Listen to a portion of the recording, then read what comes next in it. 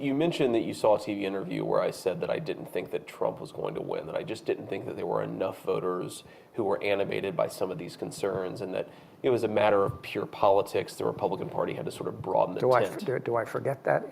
No, that is right. I certainly made that argument. Yeah. My guess is that when I did that interview, it was before the basket of deplorables comment, because that, maybe I'm wrong, maybe I'm misremembering it.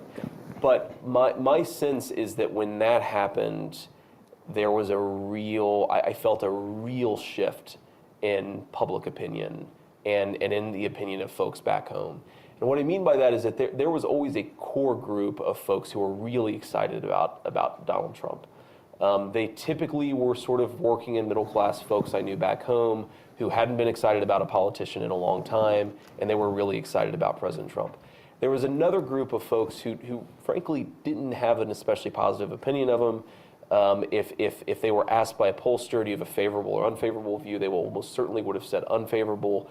But when that comment hit, the basket of deplorables comment, I saw a lot of people who criticized candidate Trump, who didn't like what he was about, who were saying, I might just vote for him now because I don't like her either, and I like her even worse or even less than I like candidate Trump. So that was a big shift, and I think the politics of that were really interesting. But at a fundamental level, I still think that the anti-elite sentiment, whether it's politically viable, meaning whether it can deliver majoritarian elections and congressional wins and so forth, is the animating force that I see politically. The way that this stuff that I wrote about in Hillbilly LG manifests itself, it's not so much sort of economic frustration or racial frustration or cultural resentment, however we want to frame it. Those things are all true and they're all happening, but the main way that it manifests itself is that people are really angry at elites. And again, this goes back to where I sort of agree with President Trump. If I'm thinking about this, let's just take one issue where I think elites were catastrophically wrong. It's the Iraq War, right? I was 18 years old when I enlisted in the Marine Corps. I was 18 years old when I enlisted in the Marine Corps.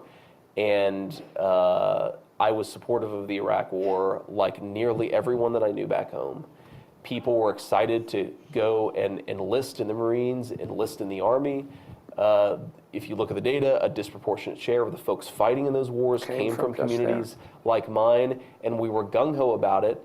And then we got there, and 10 years later, 10 years of people going there and coming home, and they were pissed, and they got angry, and they got frustrated, and frankly, I think that we were all right to get angry and frustrated. And it was two things. It was the sense that you go over there, nobody knows what's going on. There's no real sense of victory or of pride that you sacrificed your life or your family's life, your blood, your time, and you actually accomplished something. I think that denting of community pride was a really significant part of this backlash against some of our foreign misadventures.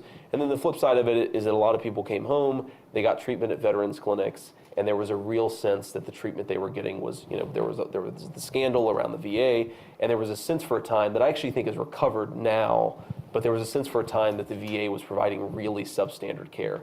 You combine those two things into a political coalition that largely lives on the right side of American politics, and where not a single one of the the Republican Party's elites was addressing or dealing with that fact. And I think that's a piece of where you got Donald Trump from.